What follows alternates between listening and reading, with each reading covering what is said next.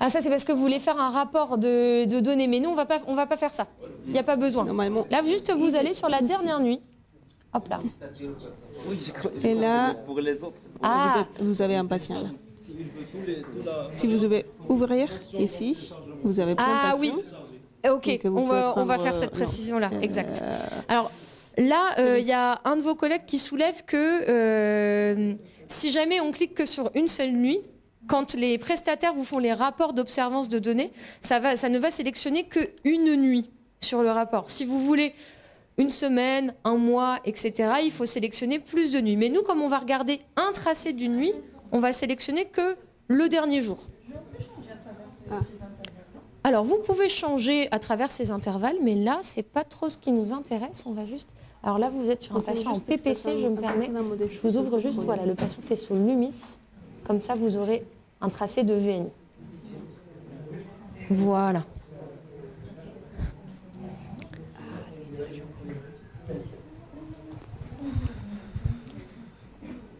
Alors, pour ceux d'entre vous qui sont déjà au bon endroit, les autres, je vais repasser, venir vous voir. Donc là, vous avez un premier onglet qui correspond au réglage actuel du patient, celui qu'il a sur sa dernière nuit. Puis là, nous, ce qui va nous intéresser, c'est cette partie-là, c'est ce qui s'appelle les données de synthèse. C'est là que je vais vous demander de venir vous positionner. Hop là. Et normalement, vous reconnaissez un peu les petits graphiques qu'on a vus au cours de la journée ce matin. Probablement que vous, c'est pas ordonné comme moi. Quand vous allez sur le petit onglet données de synthèse, alors avec un peu de chance, vous avez la bonne configuration. Ce que je vais vous demander, c'est de venir à l'aide de vos petits guides d'aide à la personnalisation des logiciels, c'est de partir de l'affichage que vous avez, qui n'est pas organisé tout à fait comme on veut, pour arriver à un affichage qui soit proche du mien. Et on va ordonner les données comme ça, c'est-à-dire qu'on va mettre l'utilisation, les deux données d'observance, fuite, IAH, qui va nous donner la même chose que le reflet des obstructions. On va l'organiser exactement comme notre OFOVA. On va faire tout pareil. Hop là. Et alors, si vous regardez dans le petit guide, vous avez pour ça deux petites choses que vous pouvez faire pour bien organiser. Vous avez cet onglet ici. Hop là. Je ne sais pas si vous voyez bien quand je bouge ici. Je vais cliquer sur cette petite coche. Tac. Et ici, il va avoir un petit menu qui va apparaître. Et vous allez cocher toutes les informations dont vous avez besoin.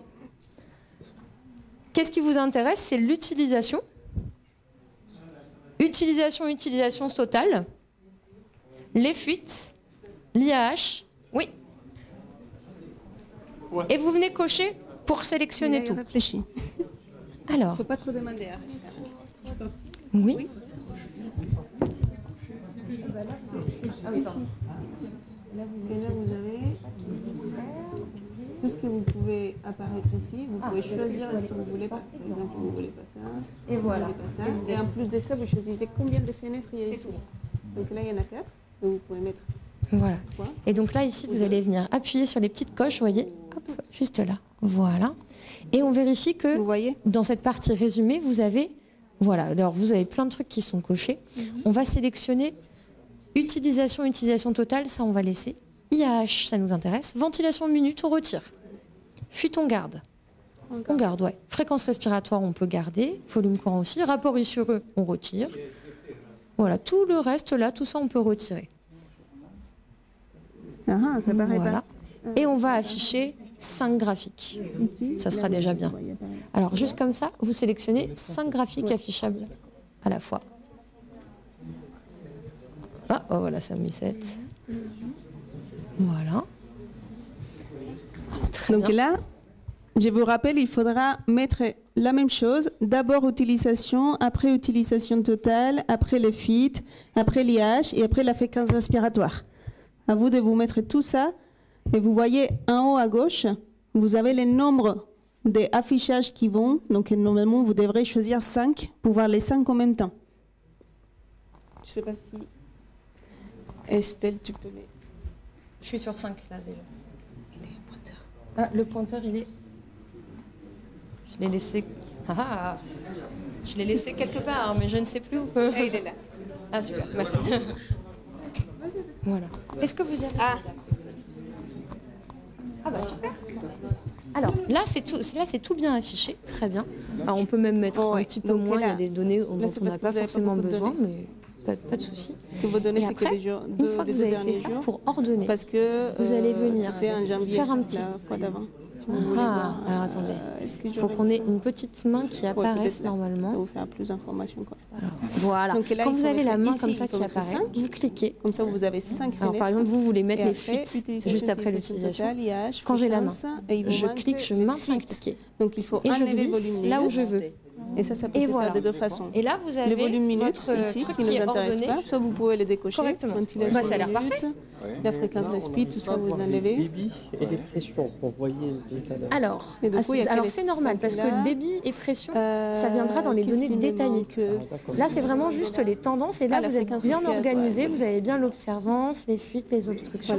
Si jamais vous voulez faire apparaître plus de graphiques, vous avez déjà les 5 ici. Vous pouvez en sélectionner plus ici, mais là déjà ce que vous avez c'est pas mal. Utilisation totale, fit, IH, fréquence respi.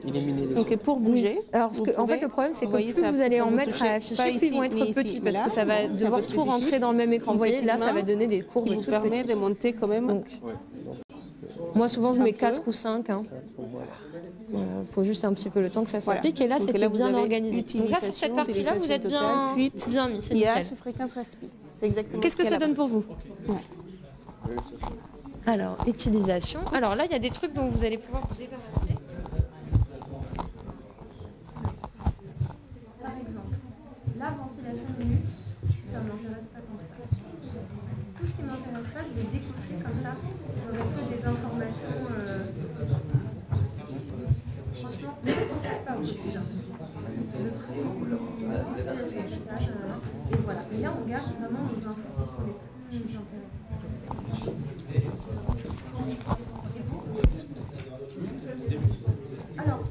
Alors oui, on peut cumuler. La différence entre utilisation totale. Alors, utilisation totale, ça va être la durée cumulée avec la ligne rouge. Ça va être la durée cumulée sur 24 heures. C'est celle-ci. C'est utilisation totale. C'est ça. Et utilisation, ça va vous donner le nombre de sessions ou si le patient a fragmenté, par exemple. Donc on a besoin des deux. On a besoin des deux. Oui, c'est mieux. C'est de là ou on enlève plus? Mais vous pouvez enlever beaucoup plus parce que là, il y a besoin, déjà, vous avez besoin de juste 5. Donc déjà, il faut descendre. Ça attend. Ah oui, d'accord. Et après, vous cochez utilisation totale, fit, IH et fréquence respi. Vous pouvez après ajuster l'échelle. Tout à fait. Tout à fait. Mais là, je ne pense pas qu'il y a des saturations ici sur celui-ci. Donc c'est pour ça qu'on les met pas. Où est-ce que vous en êtes? Ça a l'air magnifique. Très bien. C'est magnifique. Impeccable. Alors, pour vous n'avez pas facilité la tâche, vous avez ouvert un dossier d'Astral. Alors, je vais vous ouvrir un autre patient. Et comme ça, vous avez. C'est comme c'est la bonne ordre. C'est le bon ordre. Donc là, vous pouvez faire. Là, vous avez les bonnes choses. Donner pour ces patients-là. La bonne chose, vous en avez pareil, bon, parfait. Alors, si. Vous aussi. Voilà, super. Et donc là, vous avez utilisation totale. Il manque les fuites. Alors on va attendre que ça finisse de charger pour pas que ça vous fasse bugger. Mais oui, on va ajouter les fuites et ensuite on va organiser pour que ce soit bien dans le bon ordre. Est-ce que c'est bon pour vous, messieurs? Alors, montrez-moi. Vous m'avez fait ça très bien, mais je ne vois pas de courbes, elles sont cachées derrière. Ah, voilà, c'est pour ça. Très bien. Donc là, c'est juste parce qu'on a téléchargé, on a 2 nuits avec des données complètes. Et très bien. Et vous avez bien... Ah, alors ce qui serait bien, c'est de rajouter l'IAH pour avoir le reflet des obstructions. Est-ce que je peux vous laisser faire? Montrez-moi comment vous faites. Voilà, essayez de venir rajouter l'IAH. Alors juste ici, celui-là. Voilà, là où il y a le petit dessin. Très bien. Vous cliquez et on va cocher IAH, IA. Vous voyez, le 3e. C'est parfait. Alors, c'est comme vous voulez. Soit vous pouvez faire apparaître 6 à l'écran et vous aurez tout, mais ça va être un petit peu petit. Soit moi je vous conseille de laisser plutôt 4 ou 5 et comme ça après au pire si vous voulez descendre il y aura avec la petite ascenseur. Donc là vous pouvez fermer. Super. Et là ensuite on va juste faire passer l'IH en dessous des fuites parce qu'on regarde après. Et alors pour ça il faut juste que vous passez votre curseur et à un moment donné il y a une petite main, voilà, une petite main comme ça qui va apparaître. Vous voyez, donc il faut bouger jusqu'à ce que la main elle apparaisse. Je vais cliquer, maintenir et glisser, comme ça. Hop. Et là, ça y est, ça me met dans le bon ordre. Ça va? Super. Ça a l'air parfait, ça. Oui, fuite IH, oui, bah, fuite obstruction comme au FOVA. Obstruction. Oui, chute de débit si vous préférez. Là, c'est parfait. Là, c'est très bien. Dites-moi tout. Il n'y a pas de débit et Comment de on peut pression. classer Alors, les... c'est normal, puisque pour l'instant, on est sur les données de synthèse. On est juste sur les tendances. Le reste, ça va venir après. D'accord. Ça va... Mais là, c'est très bien fait. Bravo. Alors, je sais juste pas pourquoi l'utilisation cumulée... Enfin, l'utilisation... elle n'apparaît pas, mais c'est un bug du logiciel, je pense. Mais sinon, vous l'avez très bien fait. C'est parfait. Tout le monde est beau. Bon, tout le monde est bon, parfait. Oui. 7 sur 10. Le débit, tu l'as pas. On n'a pas ici le débit. Non, c'est normal, ça va venir après. Alors, vous avez tous très bien travaillé, mais il y en a qui me disent, mais où est le débit? Je ne vois pas la pression, je ne vois pas le débit. Qu'est-ce qu'on en a fait? C'est normal, là pour l'instant, vous avez les tendances globales de la ventilation. Souvent, c'est ce que les prestataires vous envoient quand ils vous font les rapports d'observance et tout ça. Donc comme ça, vous avez des moyennes statistiques. Si vous voulez aller voir plus loin, il va falloir cliquer sur l'onglet d'à côté qui est données détaillées. Et là, vous allez pouvoir avoir vos courbes. Si vous avez de la chance, elles sont déjà bien dans le bon ordre pour interpréter. Si vous n'avez pas de bol, et normalement c'est le cas, ça ne sera pas dans le bon ordre. Et à ce moment-là, je vous laisse également sélectionner les signaux qui vous intéressent et les mettre dans le bon ordre pour que ça ressemble à ça. Ce que j'aimerais, c'est que vous ayez en haut une barre qui vous permettra de vous repérer sur la nuit. Et en dessous, on va avoir pression, débit, fuite, volume courant, fréquence respiratoire. Donc attention, vous aurez 2 fois la pression, une en haut et une en bas. Mais ça, c'est normal parce que ces lignes-là, on va la laisser sur 24 heures pour se repérer pendant la nuit. Quand on regarde sur 1 minute, on ne sait plus où on est. Et on va regarder les courbes que sur la partie d'en bas, qu'on va laisser sur 24 heures, 5 minutes et 1 minute. Donc d'abord, pression, débit, fuite, volume courant et fréquence respiratoire. Pour la changer, Estelle va le faire, c'est la même chose. Les petits onglets, vous choisissez navigation, c'est les choses de tout en haut. Et je prends un signal, n'importe lequel, ça n'a aucune importance, c'est juste pour me repérer. Juste un. Juste un ici. Et pour les détails, qui est toute la partie en bas, vous prenez 5 aussi encore en haut et vous choisissez pression, débit, fuite, volume, fréquence respi.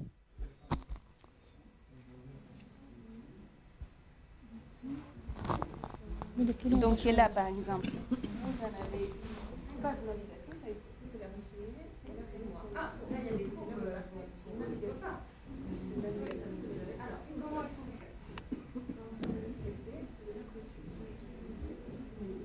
Alors, ça, c'est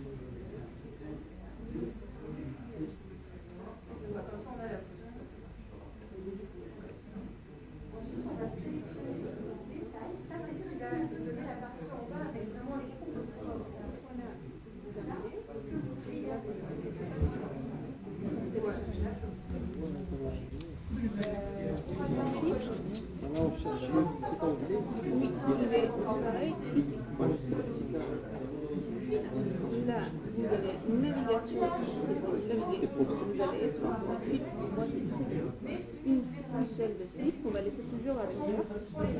Et après, pour les détails, c'est tout ce qui est là. Là, vous en avez besoin des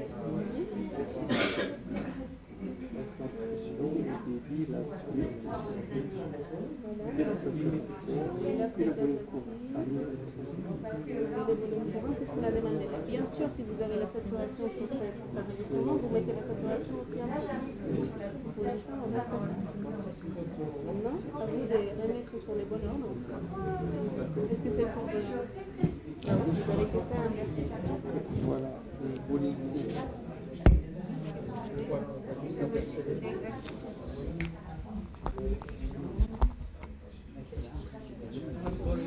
Ah, donc là, ça a l'air déroulé. Ici. Pression, débit, fréquence, fuite.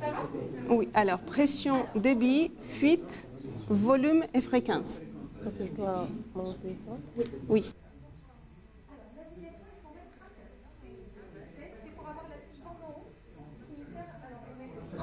Là, c'est la navigation.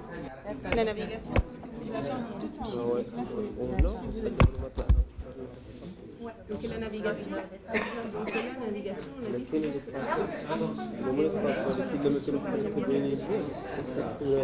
juste من الشغل اللي ديري هذا دابا اللي فويت هما قل من 25 كتمشي لما قل من 25 شي بالك تراسي كيفاش غادي parce que c'est juste pour le repérer. On enlève le tension, on va garder.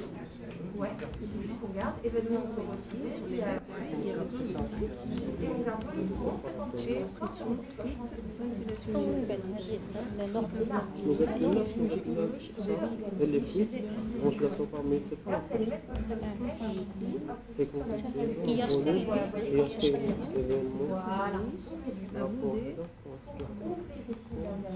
Et après, il y a dans le bon ordre, voilà. Vous devez réorganiser ça avec la pression de vie.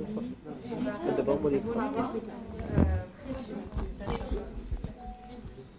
volume courant, fréquence respiratoire. C'est bon par ici? Je ne sais pas pourquoi. Ah, il s'est fermé. Je vous rassure, cette étape-là, c'est bien qu'on y passe un petit peu de temps pour que vous ayez quelque chose de fonctionnel parce que normalement, il y a à le faire qu'une seule fois.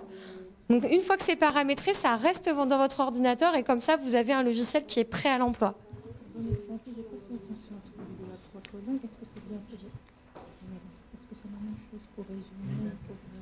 Là, c'est parfait. La partie résumée, en fait, ça concerne ça, les données de synthèse. Oui, oui, c'est ça, exactement. Et pour navigation, c'est toujours 1. Et détail, ouais. En fait, alors, vous mettez le signal que vous voulez. Alors, pour données de synthèse, il n'y a que résumé. C'est tout. Et le reste, ça va pour les données détaillées. Et là, vous avez bien organisé, c'est parfait. Très bien. Nickel. Oui. C'est fait, j'arrive. Hop.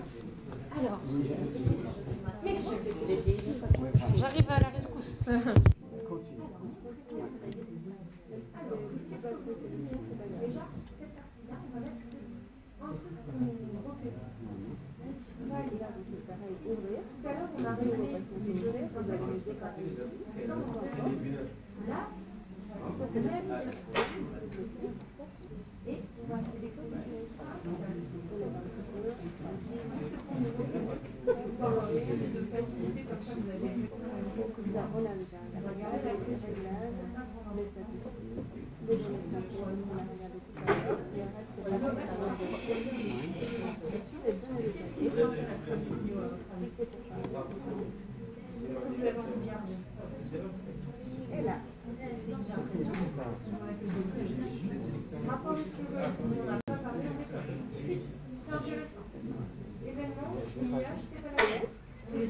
C'est bon, ça? Ouais. J'ai pas son nom. Oui. Mais c'est normal. C'est parce que là, il y a deux fenêtres. Ça, c'est la première, ça, c'est la deuxième. Ça, c'est la fenêtre de navigation. C'est qu'on va laisser toujours un buzzer pour se repérer au milieu de la celle de navigation. Il faut la mettre sur une. Il faut le faire. Je vais le faire. Déjà, on commence à avoir la navigation. Le moins de l'équipe.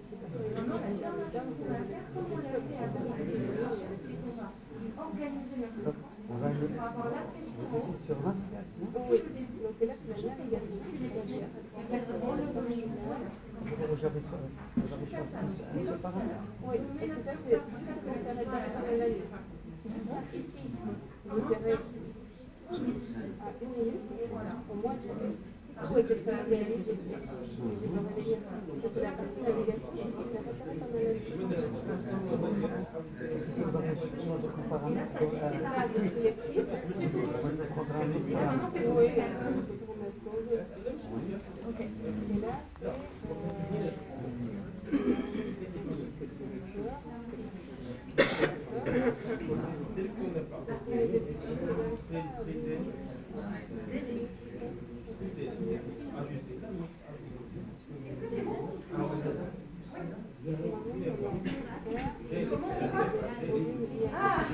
J'adore parce que vous êtes déjà plus loin que là où moi je suis, mais c'est très bien.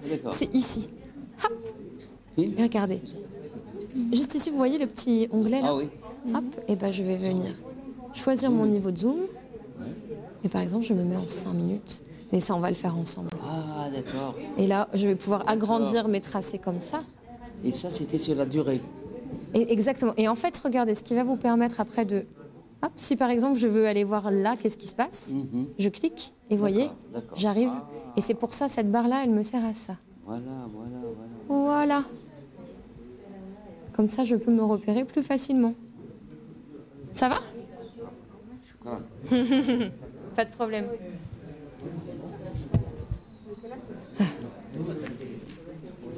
Est-ce qu'on est bon? Est-ce que tout le monde a son logiciel bien ordonné? Ben, ça a l'air pas trop mal, nous, ça. Oui.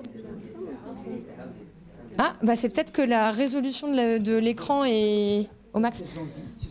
Alors, à ce moment-là, le mieux... Alors, soit il faut aller dans les paramètres d'affichage, mais ça, je ne suis pas sûre de moi. Ou alors... Alors, ça sera pour zoomer après. Mais ce que vous pouvez faire sinon, pour que ce soit un peu plus lisible, c'est que vous allez mettre moins de graphiques lisibles à la fois.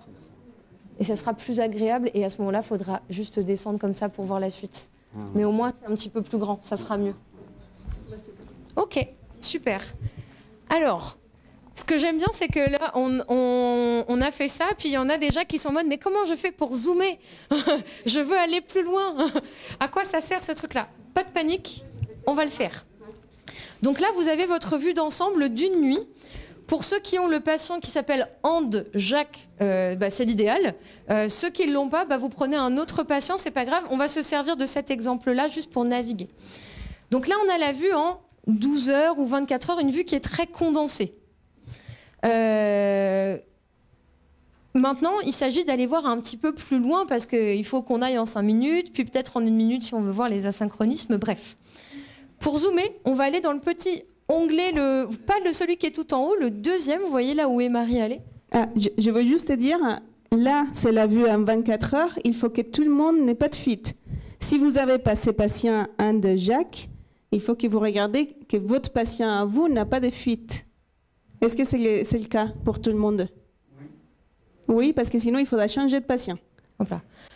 Est-ce que c'est bon pour tout le monde? Ou juste suivre sur l'écran ici, hein, c'est pas grave pour ceux qui ne l'ont pas, il n'y a pas de souci. Hop là.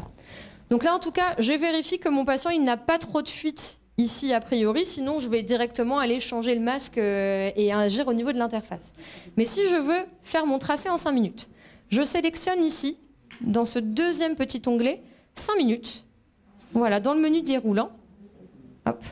Et donc souvent, il faut remonter un petit peu pour voir apparaître les 5 minutes. Voilà, et je sélectionne. Très bien. Puis ensuite, je vais aller venir me mettre au début du tracé en cliquant au niveau de la barre ici. Voilà, juste avec ma flèche, je viens cliquer au tout début de la barre du haut.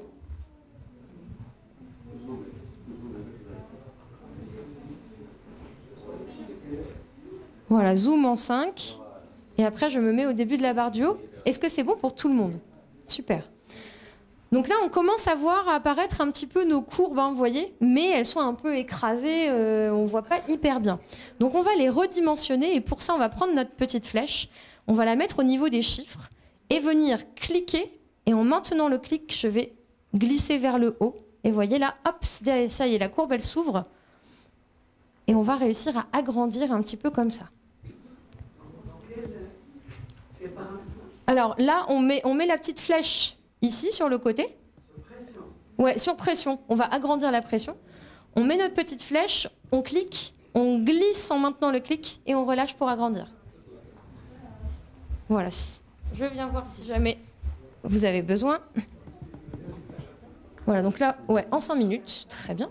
Et là, vous voyez, ce que vous voudriez, c'est que ce soit plus grand. Donc, voilà, vous vous mettez dessus, vous cliquez, vous maintenez, et voilà, et allez, encore. Vous agrandissez. Voilà, il faut que vous soyez à l'aise pour lire, donc soyez pas avare d'agrandir les courbes. On se met bien pour bien lire, sinon on n'est pas confortable. Voilà, super. Qu'est-ce que vous en pensez? Vous êtes bien? Eh ben, si ça vous va, ça me va aussi. Et pareil pour le débit. Pression et débit, on va essayer de les agrandir au mieux. Alors, ce patient-là, il a beaucoup de fuites. Oui, tout à fait. Mais c'est pas grave. Pour la lecture, hop là. Alors, je vous mets en 5, juste pour que vous puissiez manipuler. Hop là. Et là, vous, ce que vous allez vouloir faire... Bon, les courbes, elles sont déjà pas trop mal ouvertes, mais hop, si jamais vous vouliez grandir, vous voyez, je clique, je mets sur les chiffres, je clique, je grandis. Et après, si ça sort un petit peu, je recentre en appuyant sur les petites flèches là.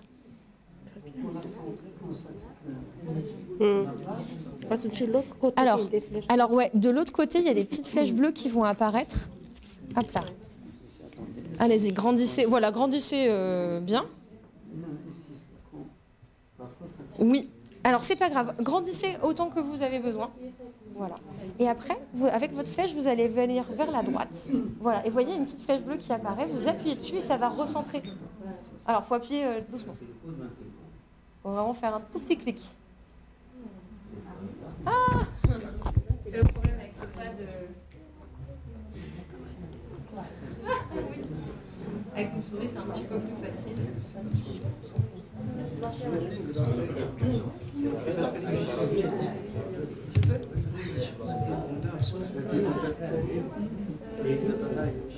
pas quoi faire avec la personne sur WhatsApp. Désolée.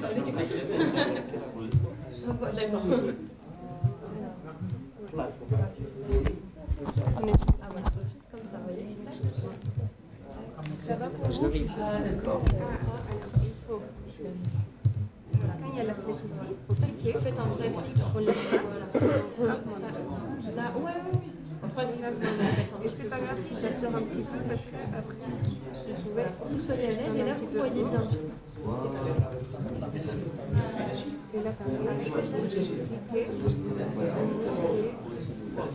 après, descendez petit à petit. Une fois que vous l'aurez fait une fois, normalement, alors c'est comment chez vous?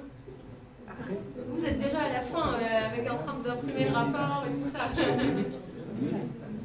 Voilà. Et là, vous avez là, la navigation, ça permet de savoir. Je suis à minuit, mais comme je l'ai commencé au début, j'ai juste un clic ici. Ça n'a rien de Vous êtes sur le PPC. Moi, ce que je voudrais, c'est que vous ayez une patiente à vous. Est-ce que c'est bon? C'est magnifique. Là, on adore. On est bien. Oui, j'arrive tout de suite. De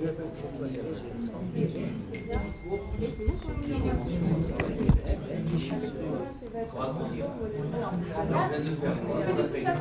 passage en 5 minutes pour exclure les fuites et les obstructions. Si jamais je vois que tout va bien, je refais un passage en 10 minutes pour vérifier les asymptotes. À chaque fois, c'est plus condensé. 5 minutes. C'est vraiment l'ordre de lecture. On va faire toute la nuit et vous allez voir, ça va être rapide. Ah oui? Bien sûr. Parce que quand vous avez l'habitude d'une lecture comme ça, de tracé, c'est 5 à 10 minutes, pas plus. Mais vous allez voir, ça va aller vite. On va le faire ensemble. Une fois que vous avez... Est-ce que c'est bon pour tout le monde, l'installation? Oui, vous y êtes, des courbes, elles sont bien utilisées, etc. D'accord. Ce que je vous propose là, puisqu'on n'a pas tous les mêmes patients, mais vous avez plus ou moins tout paramétré, c'est qu'on va tous se concentrer sur ce patient-là et on va faire la lecture ensemble. J'avais une question qui me disait mais combien de temps il faut lire, quelle échelle, est-ce qu'il faut lire toute la nuit? La réponse c'est, déjà on fait notre vue condensée et on vérifie qu'il n'y a pas des fuites patient qui est ouvert avec des fuites massives, là on n'a même pas besoin d'aller plus loin. On vérifie notre interface et on y reviendra plus tard quand les fuites seront contrôlées. Si la vue très condensée en 8 heures, 12 heures, 24 heures, elle montre qu'il n'y a pas des fuites très importantes, je vais y passer toute la nuit en 5 minutes. Et je vais vérifier est-ce que j'ai ou non des fuites, est-ce que j'ai ou non des obstructions. Ça va très vite. En règle générale, quand vous avez l'habitude, ce passage-là, en 5 minutes, globalement, c'est plié. Et encore, ça peut aller plus vite que ça. Et uniquement si, à la fin de ce passage en 5 minutes, vous vous êtes rendu compte qu'il y avait pas de fuite, pas d'obstruction, on refait un passage en 1 minute de toute la nuit. Et on termine comme ça notre enregistrement, notre lecture. Au début, ça va vous demander du temps, ça va peut-être vous demander une demi-heure par tracé, c'est normal. Plus vous allez le faire et plus vous allez devenir performant, c'est comme quand vous apprenez un geste technique pour, je ne sais pas, lever une fleur ou je sais, je ne suis pas médecin. Mais au début, c'est un peu difficile, puis après, on devient aguerri et ça va très vite. Vous allez voir que là, c'est pareil. Est-ce que vous êtes prêts? Est-ce que les lunettes sont bien en place sur les nez pour voir un peu ce qui se passe? Ouais. On se concentre par là, c'est parti. Et donc on est en mode barométrique, la pression est en haut et juste en dessous on a le débat. Et voilà, là la vitesse, elle est correcte. Souvent on fait vraiment un défilé comme ça et on regarde. Est-ce qu'il y a ou pas des gros changements d'amplitude sur mon débit? Et vous vous rappelez, s'il y a des augmentations de débit, ça veut dire qu'il y a des fuites, on est en mode barométrique, et s'il y a des chutes de débit, ça veut dire qu'il y a des fuites. Exactement. Donc on voit que c'est pas très régulier et tout, mais c'est pas ça qui nous intéresse pour l'instant. Juste on se concentre sur l'amplitude.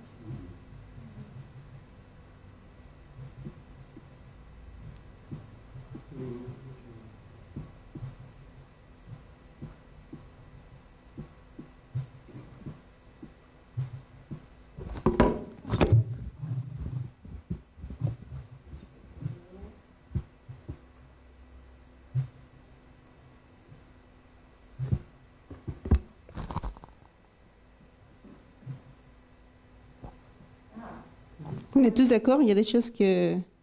Voilà, des petites choses. Mais est-ce que c'est des chutes de débit? Non, on est d'accord.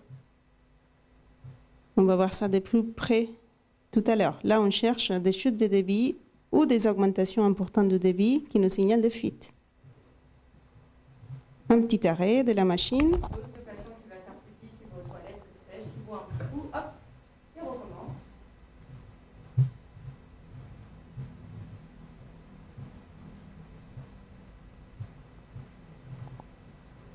Je regarde avec vous parce que c'est la première fois que je vois ces tracés aussi. Hein. Je laisse des petites pauses pour assimiler.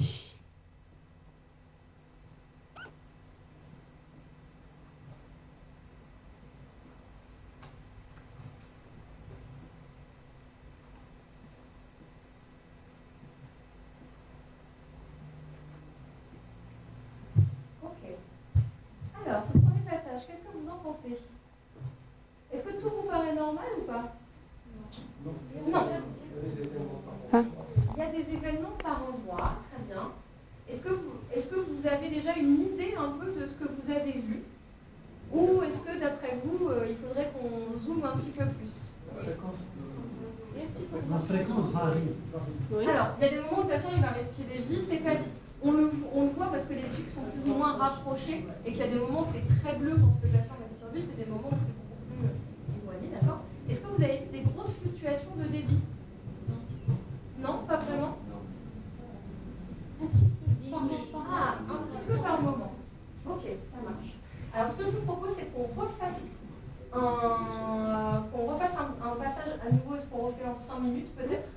Et vous allez essayer de voir est-ce que vous avez vu des fluctuations de débit particulières et vous nous dites stop quand vous voyez quelque chose qui vous paraît étonnant. Donc là, pour l'instant, c'est pas trop mal. Problème de fréquence, mais on garde ça de côté.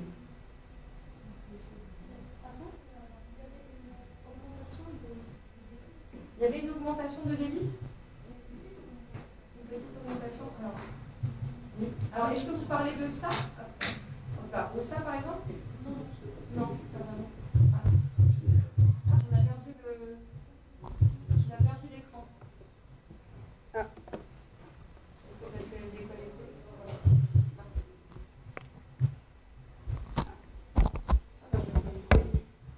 comment configurer.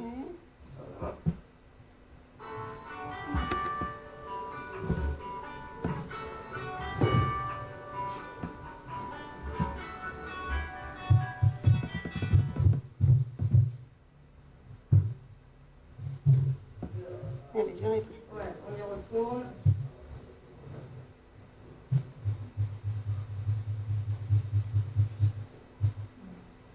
Alors, ouais, on va peut-être s'arrêter par là, revenir un tout petit peu en arrière. Voilà, parce que c'est vrai que ça passe un petit peu vite. Ah, ok. Là, vous avez vu qu'il se passait des choses au niveau des débits. Donc, diminution des débits. Alors, montrez-moi. Hop là. Voilà, les endroits qui vous paraissent problématiques.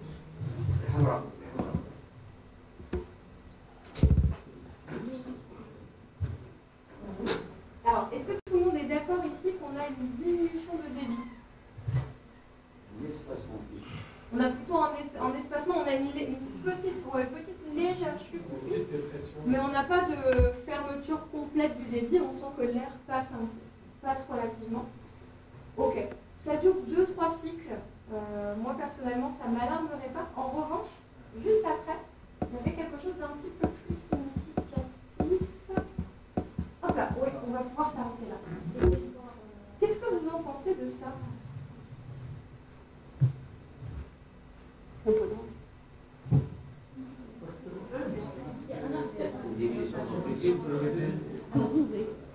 Alors, rappelez-vous, là, sur ce premier passage, on ne parle que est-ce qu'il y a des fuites, est-ce qu'il y a des obstructions. Les asynchronismes, on les garde pour après. Il faut d'abord qu'on exclue les fuites et les obstructions. Est-ce que d'après vous, cette forme de débit, ça pourrait correspondre à une fuite? Non, déjà, rien de sûr. Ah, ça devrait. Alors, le débit devrait augmenter. Vous avez raison. Quand on a une chute, normalement, le débit augmente pour compenser la chute. Mais rappelez-vous, on a dit que Rescan retravaillait un petit peu les signaux de débit. Et quand cette technique-là ne marche pas, il faut qu'on observe la forme. Qu'est-ce que vous voyez au niveau de la forme? C'est un petit peu carré. Absolument. C'est un petit peu carré ici. Enfin, on a un peu un petit écrétage, on va dire, de la partie supérieure de la courbe. Et ça se voit très légèrement, c'est pas très important. Et nous, à Respect, on leur a dit que du coup, c'était pas suffisant. Ce serait bien qu'ils retravaillent leurs signaux. C'est qu'ils vont dire, mais oui, mais quand, au début de la fuite, le cycle ou les 2 cycles précédents, il y a une légère augmentation du débit. Et ça devrait suffire pour que les praticiens, vous soyez capables d'identifier une fuite. En pratique, c'est quand même pas un signal qui est très facile à repérer, cette augmentation du débit sur 1 ou 2 cycles avant l'apparition de la fuite. Et donc, moi, je vous conseille plutôt de voir la forme de la courbe chez Rescan. Et là, comme vous avez un plateau de pression qui est beaucoup plus rectangulaire qu'à l'accoutumée, qui n'a pas la belle forme pointue, effectivement, ici, vous avez une petite fuite. Pour le début, ce qui peut aussi bien vous aider, c'est cette ligne-là. Elle vous confirme qu'il y a une fuite qui est effectivement présente. Et au début, pour vous faire l'œil aux différentes formes possibles de fuite, parce qu'il y en a qui vont avoir un plateau rectangulaire et d'autres un petit peu moins. Il y en a où on va perdre le signal expiratoire et d'autres un petit peu moins. N'hésitez pas à vous servir de cette ligne-là comme d'un repère pour pouvoir les identifier. Là, on est en 5 minutes et on parle d'une fuite qui dure très peu de temps. Une fuite comme ça, on ne va pas nécessairement chercher à la corriger. Par contre, on va continuer notre lecture pour voir si oui ou non c'est fréquent et voir si on apporte une réponse à la présence de ces fuites-là. On va continuer et essayer de voir. Est-ce qu'on a l'impression que ce phénomène-là, il se répète beaucoup dans le temps ou pas?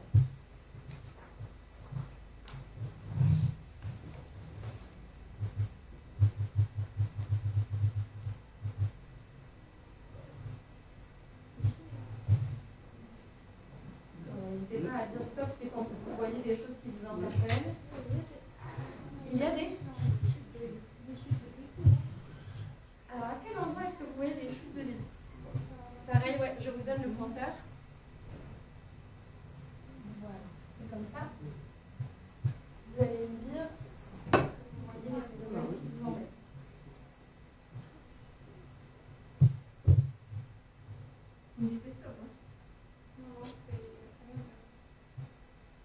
êtes en train de remonter le tracé, on retourne dans l'autre sens. C'est ça? Et vous nous dites stop quand vous voyez les phénomènes qui vous embêtent. Par exemple, ici. Alors, ici, oui, une petite limitation de débit. Ok. Très bien, oui, il y a le débit qui chute légèrement. D'accord. Et en regard, vous avez le volume courant qui descend légèrement également. C'est très peu perceptible, ce n'est pas une chute aussi importante que ce qu'on a pu voir dans certains exemples, mais vous avez raison, il y a une petite fluctuation.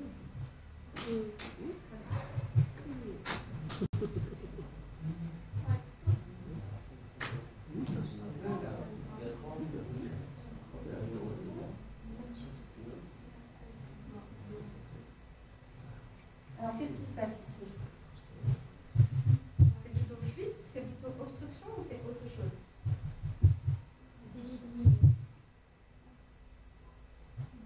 Qui vote pour des fuites?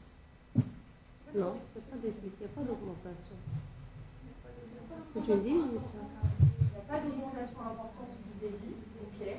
Qui vote pour des obstructions? Ouais, d'accord. Alors, les obstructions, où est-ce que vous les voyez? Ça serait une obstruction? Oui. Très bien, on est d'accord? C'est une obstruction. Est-ce qu'il y en a ailleurs? Non. Non, avant la Non. oui. Là, ok. Alors, qui dure très peu de temps, hein, ça dure un ou deux cycles. Hein. Oui. Et vous en avez effectivement ici et ici. Très bien. Donc, des petits événements obstructifs, mais qui durent 1-2 cycles. C'est pas embêtant de manière isolée, mais s'il y en a beaucoup, peut-être qu'on va choisir de changer notre stratégie et de changer nos réglages. On va les comptabiliser. Alors, c'est une excellente question, je ne peux pas vous répondre. En fait, il n'y a pas de, à ma connaissance, il n'y a pas de, voilà, on va s'arrêter sur cette partie-là. Il n'y a pas de nombre d'obstructions à partir duquel on se dit oui, il faut absolument corriger. Alors, peut-être là, Marie-Allée, tu vas... Ça reste un IH, si c'est bien calculé, il n'y a pas de fuite, ça reste un IH de moins de 10 par heure. C'est qu'il faut avoir comme objectif en tête. Après, il faut vraiment voir que ce n'est pas d'IH élevé parce qu'il y a des fuites intermittentes aussi, ou des limitations de débit d'autres causes, ou des hypopnées diaphragmatiques, bon bref, d'autres choses. Mais si il est bien calculé, on a vu le tracé, on s'est dit que l'IH qui nous donne la machine, il est fiable, et dans ces cas-là, il faut avoir moins de 10. Ce qui n'existait pas, c'est l'index des asynchronies, parce que ça, c'est la bonne question aussi. À partir de combien d'asynchronismes et de quelle régularité, il faut absolument que je change de paramètres ou pas. Donc ça, la question, il y en a pas d'un index. Il y a la clinique du patient, il y a son gaz du sein, il y a sa capnographie ou oxymétrie, et il y a ce que vous voyez sur les tracés.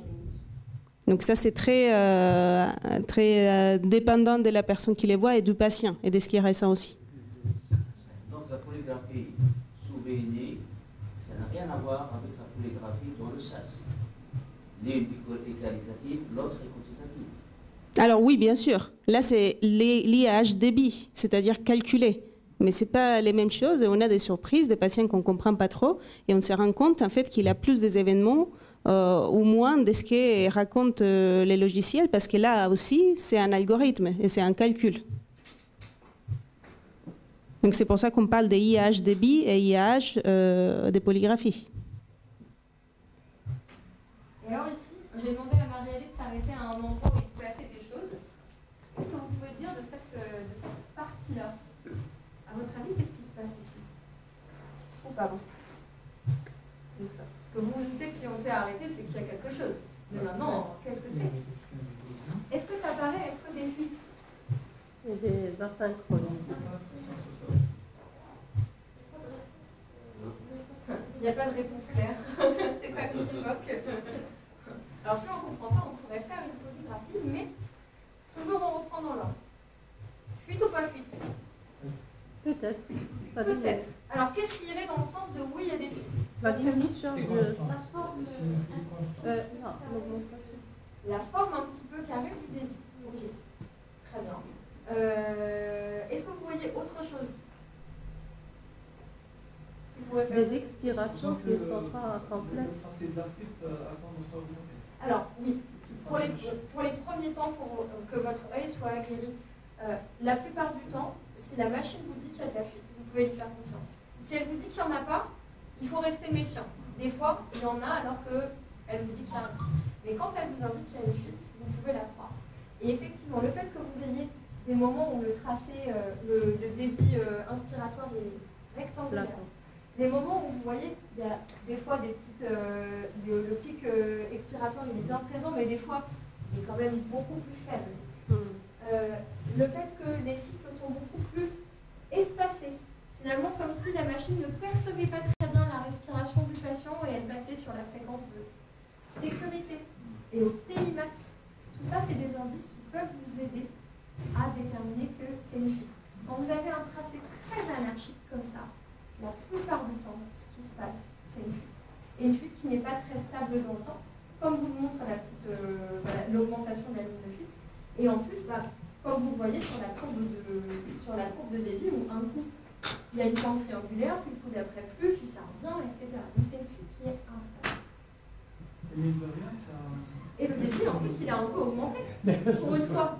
Pour une fois, le sacré débit. Même si ça ne dépasse pas les 25 litres par minute, c'est quand même assez significatif. Alors, c'est une excellente remarque, c'est que tout à l'heure, on disait que c'était compliqué de dire à quel moment les fuites elles deviennent vraiment problématiques.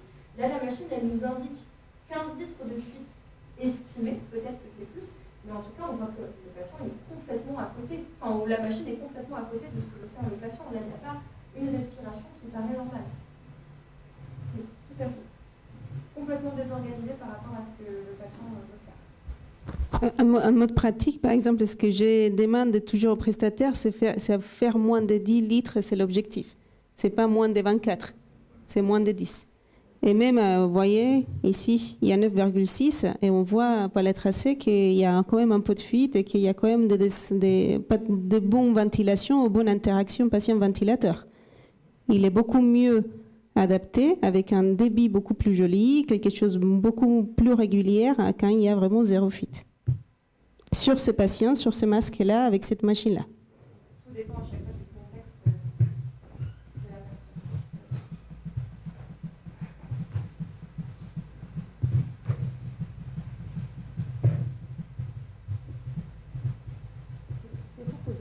Et là, finalement, plus on repasse, c'est le même tracé qu'on avait passé tout à l'heure. Là, peut-être qu'on prend un petit peu plus notre temps, mais est-ce que vous avez l'œil qui commence à voir que finalement, il n'y a pas... Au début, on avait dit non, il n'y a pas trop de fuite, un petit peu d'obstruction. Puis là, au final, en prenant notre temps, on se rend compte qu'en fait, le temps que l'œil s'habitue, les fuites, il y en a beaucoup plus que ce qu'on avait vu le premier passage. Donc vraiment, prenez du temps sur les premiers enregistrements que vous allez analyser. Ne vous inquiétez pas si vous faites un patient par demi-heure, c'est normal. C'est vraiment le temps que votre œil s'exerce et que vous retrouvez un peu les tracés typiques qu'on peut rencontrer les différentes formes. Et après, vous allez devenir aguerri et pouvoir très rapidement voir les problématiques. Et ça peut expliquer le fait que le malade soit... Parce que là, le sommeil n'est pas du tout homogène. Ça peut expliquer le fait que le malade soit fatigué le matin alors qu'il n'y a pas d'hypercapnie, que les constantes sont bonnes, que la saturation est bonne. Oui, bien sûr. Tout à fait. Alors, il y a des patients qui vont ressentir la moindre désynchronisation entre leur respiration et l'appareil. Et il y a des patients, ils vont être ventilés comme ça, ils vont dire, mais moi j'ai très bien dormi. Alors, il n'y a pas de règle générale, mais effectivement, si vous avez un patient qui a des bons gaz du sang, mais qui reste très symptomatique, avec une mauvaise qualité de sommeil, etc., peut-être qu'en allant voir les courbes, vous allez avoir une partie de la réponse et pouvoir aider en ajustant un petit peu mieux les réponses.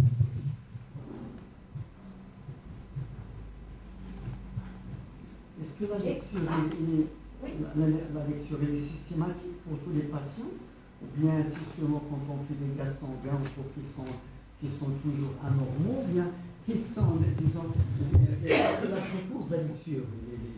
En pratique, moi, je regarde tous mes patients que je vois en consultation. Indépendamment de leur gaz du sang, parce que pareil, il ne peut pas être hypercapnique, mais il a 32 de bicard quand même toujours. Donc je me dis peut-être il hypoventile un peu la nuit. C'est facile pour moi parce que je demande en plus un capno si besoin. Mais si vous ne pouvez pas demander de capno, il faut quand même regarder les tracés. Ça se trouve, il a une hypoventilation résiduelle nocturne, même si la journée, il s'est quand même amélioré un petit peu. Donc il y a quand même toujours des choses à améliorer la nuit. Donc, c'est une consultation tous les mois Non, les patients qu'on suit régulièrement, ça dépend de la pathologie. Les seuls qu'on suit tous les 3 mois, c'est des SLA. Mais tous les autres patients, si normalement ils vont bien, c'est tous les 6 mois. Les 6 mois, on regarde tous les tracés? Non, 6 mois, on regarde au niveau statistique, on regarde sur 30 jours pour avoir une idée à peu près de ce qui fait son plage des 30 jours, les derniers mois. Et après, sur les tracés, normalement, moi, je demande des wrestling, donc des oxymétries, donc je regarde la nuit où j'ai mon oxymétrie. Si jamais j'ai pas l'oxymétrie, je regarde 2-3 nuits avant ma consultation parce qu'il dort toujours moins bien quand il vient en consultation ou à un hôpital de jour. Donc je regarde juste une nuit et je me fais un peu une idée avec des statistiques, des données qui me disent quand même de ce qui se passe sur les derniers mois. Et pour la gazométrie, il faut la refaire à chaque consultation? L'oxymétrie, je la refais à chaque consultation, sauf c'est à la gazo. La gazométrie, si elle est normale et les bicars sont normaux, enfin si elle est normale, alors, si elle est normale, les bicars ils sont élevés, donc je demande un capno, donc il n'y a pas besoin forcément de gazométrie la prochaine fois. Si par contre il est hypercapnique, à chaque fois qu'il vient, il a sa gazométrie. Pour les neuromusculaires? Les neuromusculaires aussi, à chaque fois que je vois un neuromusculaire ventilé, je fais une gazométrie. Parce qu'ils peuvent évoluer. Et plus ou moins rapidement, on est là tous les 3 mois, il a sa gaz du sang. C'est un problème. Un neuromusculaire, un Steiner, un autre, tous les 6 mois et sa gazométrie. Un BPCO, si c'est grave, c'est vraiment un peu plus que 6 mois, quoi. L'aggravation est quand même elle est différente, et les obèses aussi. Et puis pour répondre à votre question sur la partie, est-ce que tous les patients on les regarde tous les jours? Nous, dans notre unité, c'est notre pratique, mais parce que les patients sont hospitalisés et que souvent on a juste une VNI qui est en cours d'ajustement parce que c'est une introduction. Soit après un événement aigu et à ce moment-là, on va ajuster dans l'idée de peut-être même sevrer la ventilation. Soit au contraire, c'est une introduction pour qu'il la garde ensuite au long cours. Et effectivement, on le suit, mais à partir du moment où les tracés sont jolis, le patient est confortable et les derniers gaz du sang sont corrects, on ne regarde pas nécessairement tous les jours, même s'il est hospitalisé chez nous. On peut se dire, je regarde une fois par semaine, ou si le patient se sent moins bien, il nous prévient et à ce moment-là, on viendra prendre les données de sa carte. Mais ça, c'est dans un contexte vraiment d'hospitalisation complète. Et à savoir que ce n'est pas de l'hospitalisation aiguë où ils sont. Ça, c'est un service de réadaptation respiratoire hospitalisé. Donc, c'est-à-dire qu'ils sont hospitalisés 4 à 6 semaines. Pour se rétablir, donc ils sont hors épisode aigu, plus proches de la maison et ils sont quand même 6 semaines hospitalisés. La machine, évidemment, ne peut pas remplacer l'humain. À quel pourcentage elle est fiable pour nous faire confiance dans son rapport? Ah, dans les rapports? Alors, le pourcentage, moi je ne saurais pas le dire, mais ce qui est sûr, c'est qu'à partir du moment où il y a des fuites, il ne faut pas avoir confiance dans le rapport. Ça, c'est sûr. Après, donc moi j'ai confiance effectivement s'il me met médian 0 et 95e centile 0 et maximal 0, là j'ai confiance. Parce que là par exemple on vient de voir cette nuit-là, on a vu qu'il y a des fuites intermittentes qui altèrent un peu la qualité de ventilation et pourtant il me met fuite médiane 0 et 95e à 6 litres par minute.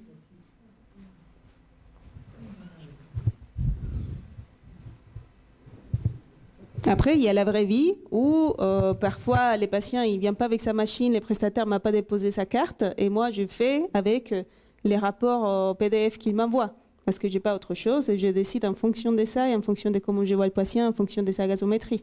Donc ça c'est aussi faisable, mais effectivement l'idéal bien sûr c'est d'avoir les données détaillées et je demande par exemple à mes patients, surtout tous les patients qui ont des cartes SD, de venir avec leur carte SD. Après, bien évidemment, je fais la lecture rapidement, parce que je fais ça tous les jours pendant 7 ans. On termine l'enregistrement.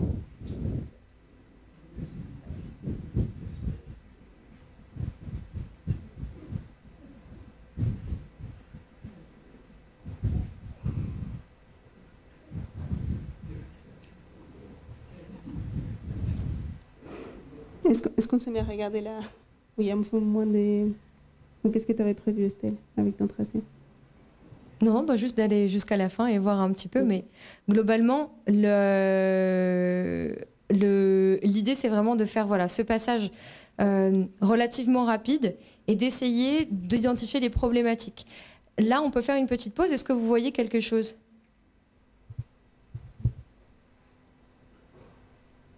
Et si oui, quoi ? Effectivement. Et ici, on a des chutes de débit. La plupart du temps, pour les patients, parce que c'est un patient pour lequel on a fait une espèce de nouvelle mise en route. C'est un patient qui avait eu déjà de la ventilation et qui ne tolérait pas bien. On a essayé de la réintroduire en hospitalisation. Et très souvent, quand vous allez démarrer l'appareillage de ces patients-là, il va y avoir des problématiques mixtes. Ça va rarement être que des fuites, que des obstructions, que des asynchronismes, etc. Vous aurez sans doute un petit peu de tout. Ce qu'il faut juste bien retenir, c'est qu'à chaque fois, on repart sur notre plan de base.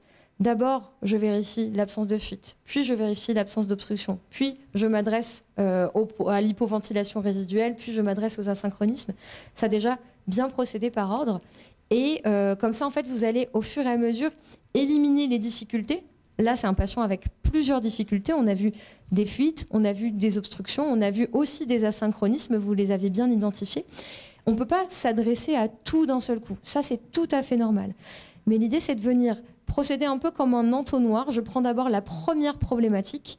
Et là, sur ce tracé-là, sur le deuxième passage, on a vu que c'était des fuites en premier. Je vais travailler sur l'interface. Puis une fois que ma problématique d'interface sera réglée, par exemple, je demanderai au prestataire un relevé. Et si je vois que tout est bien à zéro, ok, la prochaine fois, je prendrai la carte en entier et je vais regarder les courbes et je verrai comment m'adresser aux problèmes d'obstruction s'il y en a toujours. Peut-être que le changement du masque aura fait que les obstructions auront disparu parce que le positionnement sera différent. Et comme ça, je vais proposer une prise en charge qui sera graduelle et adaptée. Alors sur la partie en consultation, vous voulez dire sur la partie médicale, toi en consultation. Alors par exemple moi, si je vois que la grande majorité de la nuit, les principaux problèmes c'était ces tracés-là, dans ces cas-là, je m'arrête aux fuites et c'est tout. En revanche, si je vois que j'ai ça toute la nuit et qu'en plus mon patient neuromusculaire il a 55 de capnie, là, je demande vraiment les fuites. Après, je demande à relever dans une semaine ou deux et je fais en fonction de ces résultats-là. Si mon patient c'est un obèse qui est normocapnique maintenant et qui a un problème comme ça de fuite, je me permets juste de demander au prestataire de vérifier les fuites. Au pire, si j'ai besoin de qu'ils m'envoient, mais je leur dis très bien leur objectif.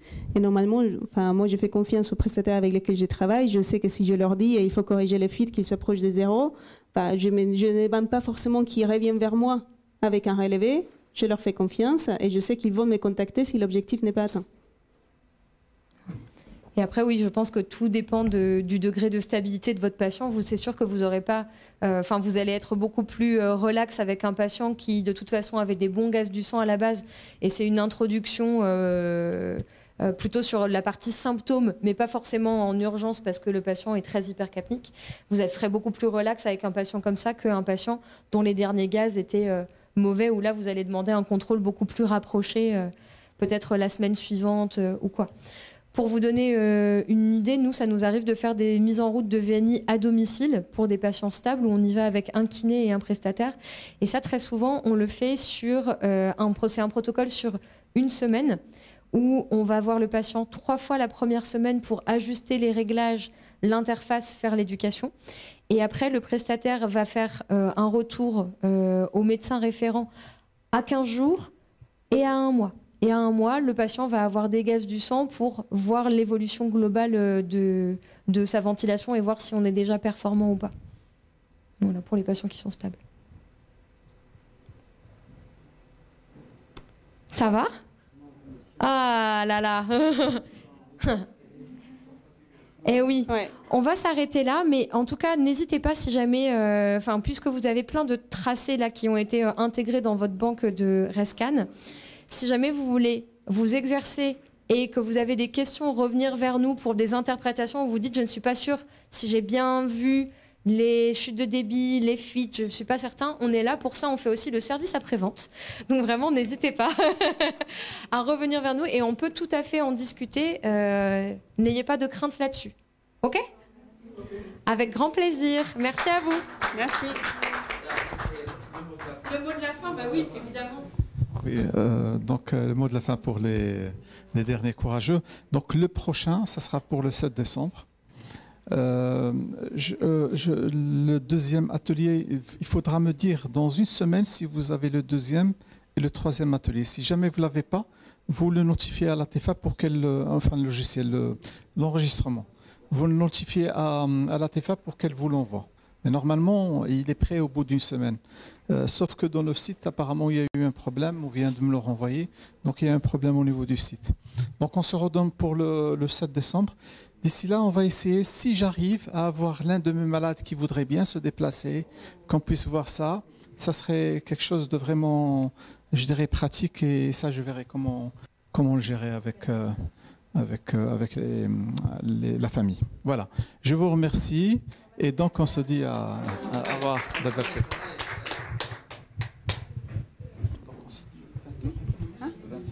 Oui, très bien. Oui.